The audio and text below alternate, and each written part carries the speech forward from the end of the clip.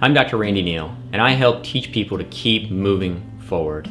In today's video, I'm going to teach you the 4 steps, the 4 necessary steps in order to move forward after a relationship has ended. Let's get started. Step number 1, you have to decide. So many times when I work with people, I'll ask them initially, they'll come in and I'll say, well, how can I help you? And usually there's this silence that's in the room and it's kind of awkward, and eventually I know what they want to say. They really just want to say, well, look, if I can just get them back, teach me something that's going to bring my ex back into my life, my pain will go away. So usually to break the silence before they get to that point, I'll say, well, it sounds like you're in a difficult place and that you're really struggling. And I'd say, well, be open to the idea of change. So be open to the idea that the relationship is over. At least that version of the relationship is over. Now, I'm not here trying to be a dream killer, but you can have a false sense of hope. And hope can really carry people through difficult times, but when it comes to moving forward after a relationship has ended, that sense of hope can actually hinder your progress in moving forward and taking the steps necessary to start that healing process. So, step number 1, be open to the idea of change, and also make the decision that that version of the relationship is over. Step number 2, know why you hurt. Know where the pain comes from. So many times when a relationship ends, there's this overwhelming feeling of pain and suffering when you could have broken up with 1,000 other people and maybe have not felt a thing. So the key is to understand where that pain originates from. It's essentially like an addiction. And so the best way to understand this is to go back and look at how it all started. Perhaps when this person came into your life, it felt so natural. It was like, where have they been all my life? This person makes me feel whole. They make me feel complete. There was this over sense of a feeling of familiarity when they were around. But for a multitude of reasons, the relationship didn't work out, and now you're left with with these feelings of pain and emptiness and confusion. And a sense of self-doubt, and it's really a self-doubt about yourself, your own abilities.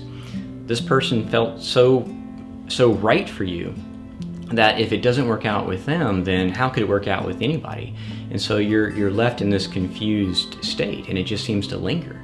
You've probably went to all your friends and you're just sucking them dry. You're kind of known as the emotional vampire at this point, just because you're telling the same story to them over and over and over. And finally now you're at a point where you're kind of reaching out saying, what do I do? How do I make this pain go away? The key, and I say this, the key to this step is going to be, you have to look at your template of what love was all about. You have to kind of at least glance back and explore how it was when you were growing up. How was it with mom? How was it with dad? How was it with your primary caregiver?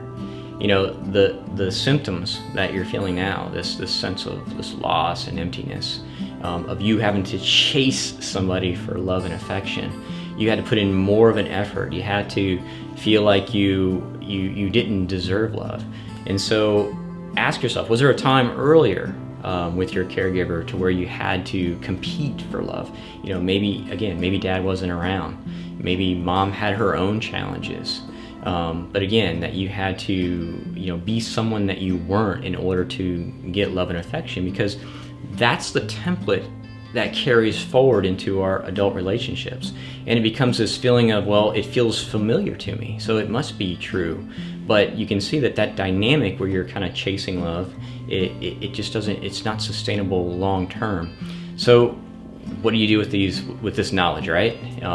You could go to a therapist and you can work on this for months, if not years. You'd probably still be right back where you started at the end of the day, thinking, okay, well, great, I know where it comes from, but now what do I do with this? And the key to this step is to say, when I'm having these overwhelming feelings of emptiness, doubt, and shame, that's really the key word that really goes with this. Is there's this overwhelming sense of shame that you have, is to just recognize that the feeling is there. A feeling is a feeling. It just is. And so you don't run away from it. You just recognize where it comes from, and that when you think of your ex or you think of this person that you're longing for, is to say, you know, I understand. I'm having this feeling now of emptiness. I recognize this feeling. I know that it doesn't necessarily come from them. It comes from who they represent. And I know that's a tough concept for a lot of people to really understand, is that you don't miss them, you miss who they represent, which takes you back kind of to the whole childhood thing. So in step number 2, you got to know where the pain comes from. Now, before we go into step number 3, which is my personal favorite, is we got to get something real clear here. My background is in teaching. Before I went to medical school, I was a school teacher, and then I went to medical school, and then I went to residency, and now I enjoy doing this piece. So, but when you learn this, I insist that you learn this as though you're going to teach it to the next guy in line, to the next guy who's struggling through the same stuff.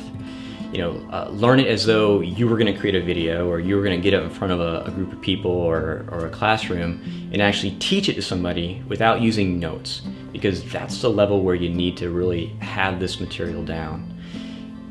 So now step number 3, you got to reconnect. And when I say reconnect, you got to reconnect with God, reconnect with spirit, reconnect with the universe, whatever your belief system is. But it's so important that you really put a lot of your effort, put almost all your effort. You know, the first 2 steps are real easy. Those are real just choices. This is where the work begins. When we come into this world, you know, we come in. I believe we come in whole, essentially as a whole person, and we start moving toward our true self. And we go from here, moving toward our true self. But in reality, we don't choose our parents. We don't choose a lot of the things that happen to us.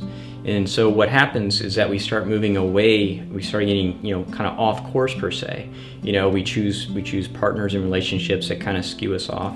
Maybe we chose a job that's really not what our passion is, but you know, we're so wrapped up into other people's approvals, other people's opinions, that it can alter our decisions and throw us off course.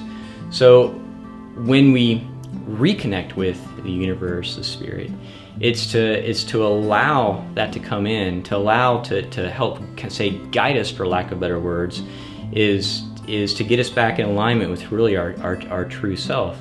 And then all this noise, you know, in the relationships and all this stuff tends to reduce. So how do you apply this, right? That's ultimately the question, is how do you really apply this? Well, I know that you're probably struggling at night.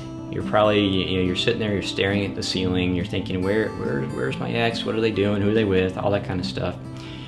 When you see your mind shift, you know, when it goes in that direction, that negative state of again, yearning, chasing, and all that, reconnect, you know, move toward that and think about what it looks like to you, and allow that to come in, and you'll start to see the changes. I know that seems really kind of out there right now, but really where the shift was for me personally is when I started to really, you know, I've always believed in God, but when I started to allow that to come in to my existence in my world, that's when I started to notice big differences, and I made leaps and bounds professionally and in relationships. Is I no longer believe that God was some old man in a beard kind of staring down at me or right beside me. I started to believe that, you know, God, the universe, it's everywhere. It's everything around you. You know, if we broke every physical thing down to its most simplest piece, you know, it just turns in, it's basically energy, and our thoughts kind of create this energy. And if you understand, your thoughts create your feelings create your emotions, and your emotions, you know, create essentially your vibration. Is you gotta be more aware of where your thoughts go, and allow that, allow God, the universe, to kind of come in, and you'll start to notice you know, things will start coming into your life. You know, be the change that you want to see, and this will start to happen for you. Now, one of the things that I'm really excited about is we'll make a video. One of our upcoming videos is going to be how you can actually kind of see the, you know, your thoughts can actually have a physical change, you know, in the physical existence per se. So we'll be really excited about that to show you. So with this, reconnect to God, to the spirit, to the universe. And then the last step for now is going to be step 4, and that's going to be win the day. Now, it's a lot of information to go through, but to say that, oh, I got to get all this right the first time, no. But if you can't win the day, then I want you to win the hour. And if I can't win the hour, I win the minute. And if I can't win the minute, I'll win the moment. And what I mean by that is you're gonna have bad moments. You know, you're gonna be driving down the road, or something's gonna kind of give you a flashback of your ex, and your mind's gonna go in a negative direction. Change that thought. You know, allow the God universe to come in. You know, it's gratitude. You know, show the gratitude in everything around you, and that'll help that reconnection piece. And so shift your mind so you can win the moment. And big picture wise is to just ask yourself, you know, am I better today than I was yesterday? And if you can honestly say that, then you're going to continue to move forward and continue to get better in all these areas. Now, I'm really excited to kind of work with you on this. This will be a video series where we can break each one of these down even further. In a minute here, I'll kind of show you, have a little extra session here to where you can see my personal experience with all 4 of these steps. But if you found value to this video, leave a comment, hit subscribe. It lets me know that people are actually watching this and there's some value to it. I look forward to working with you, and let's get started. All right, so this video is about how to get over an ex. This is my personal take on it. When we said you got to decide, you have to just make a decision. Success or failure for myself was always determined on the front end. You know, if I was wishy-washy on something, it just tend to never work out because you're kind of lingering, you're holding on to the past for hope, yet the future is you're not really putting in all your effort for it. So you have to make that decision on the front end of what you want to do, not what anybody else wants to do, but what you want to do. You know, so many times we have tons of people that want to give us advice, and I would just say, take it with a grain of salt, but at the end of the day, it's your decision that you make, and you make alone.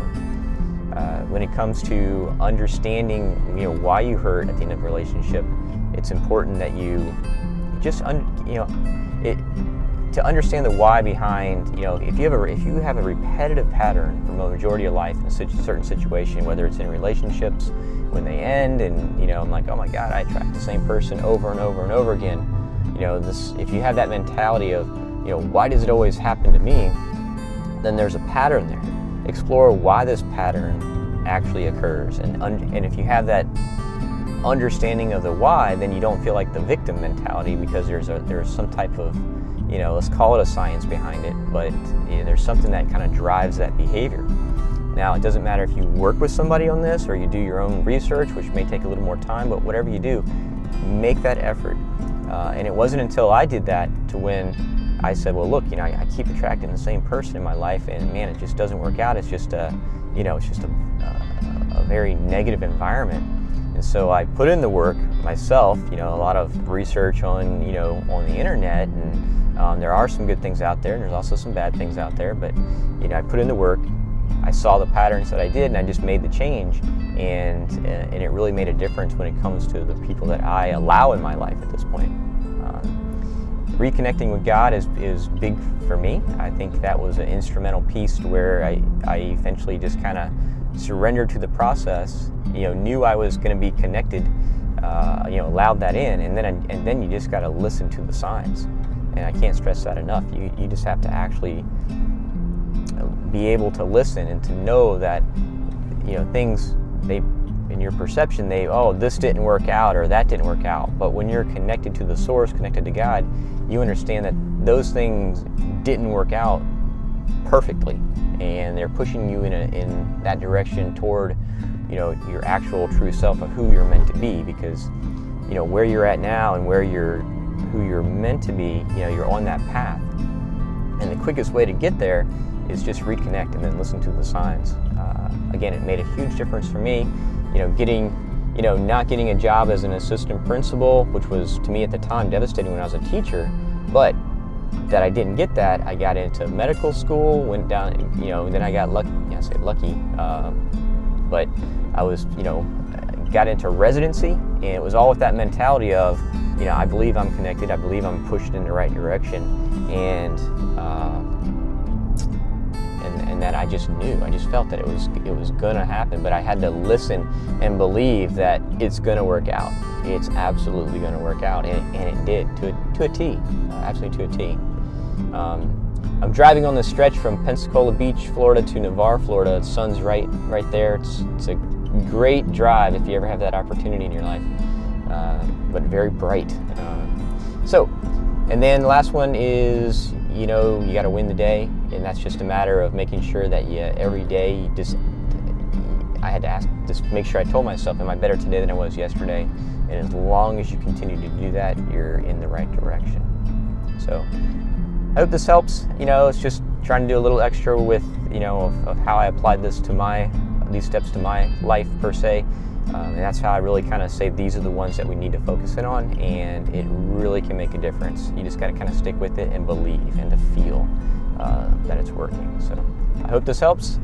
Leave a comment, and it'll give us something to kind of give us some feedback as to what we can do better. And we'll see you next time.